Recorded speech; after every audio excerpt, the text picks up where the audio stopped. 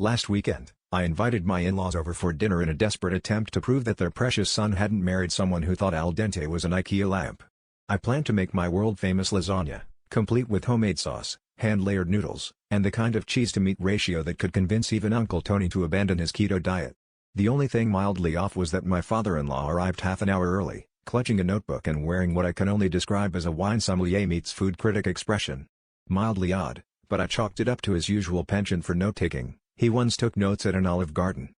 Everything was going perfectly well, until I slid the lasagna in the oven and, after a few minutes, noticed an ominous silence where the gentle hum of preheating should have been. I peeked inside and discovered the oven had died. It was as cold as my chances of ever winning the in-laws' approval. I panicked, but there was no time for takeout. Instead, using every ounce of creative desperation, I plated the uncooked noodles, cold ricotta, sauce, and a sprinkling of cheese in separate piles. "Tonight," I declared, "we are having deconstructed lasagna. It's very avant-garde. All the trendy chefs are doing it." My mother-in-law smiled politely, while my father-in-law scribbled furiously in his notebook. My husband just mouthed, "I'm so sorry," from across the table.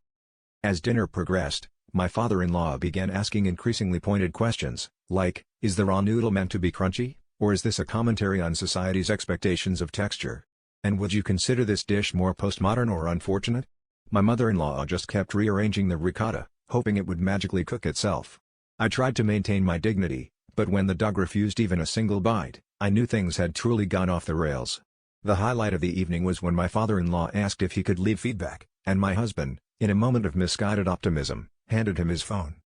The next morning, I woke up to find a Yelp review for Lasagna Lab, a culinary experience, featuring a photo of my deconstructed masterpiece. The review read, "Ambitious concept, bold execution." Service was prompt, though plating suggested a crime scene. The chef's commitment to raw authenticity is unmatched.